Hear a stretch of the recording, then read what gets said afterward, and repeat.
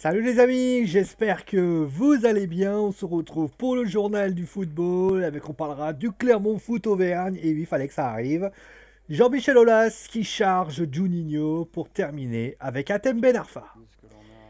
Ils sont actuellement 9e du championnat de Ligue 2. C'est le journaliste Benoît Bouchard qui vient de sortir l'information sur le quotidien. La commission juridique de la Ligue de football professionnel a statué sur le sort de 3 joueurs congolais du Clermont Foot Auvergne. Le litige entre Francis Eusebio Mbaki, Alexis Banza et Amassi Mununga et le club clermontois vient du fait que les 3 joueurs n'ont jamais joué avec l'équipe première, ce qui est contraire à l'article 507 de la charte de football professionnel. Durant cette réunion, tous les partis en présence ont défendu leurs intérêts. Clermont a indiqué que les joueurs devaient aller en réserve car ils étaient toujours la propriété du Tipi Mazembe et que donc cela n'était que de la formation, rien de plus.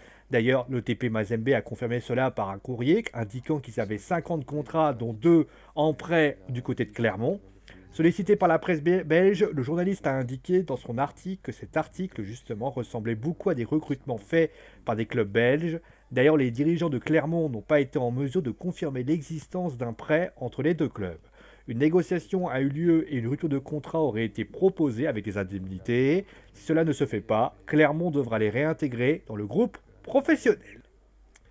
Après Rudy Garcia, c'est désormais le directeur sportif de l'Olympique lyonnais, Juninho, qui vient de se prendre une volée par Jean-Michel Aulas. Si cela ne restait finalement peut-être qu'un rappel à l'ordre, le président lyonnais, pourtant très sympathique avec Juninho, a indiqué que la gestion du mercato est à l'actif de Juninho et de Vincent Ponzo.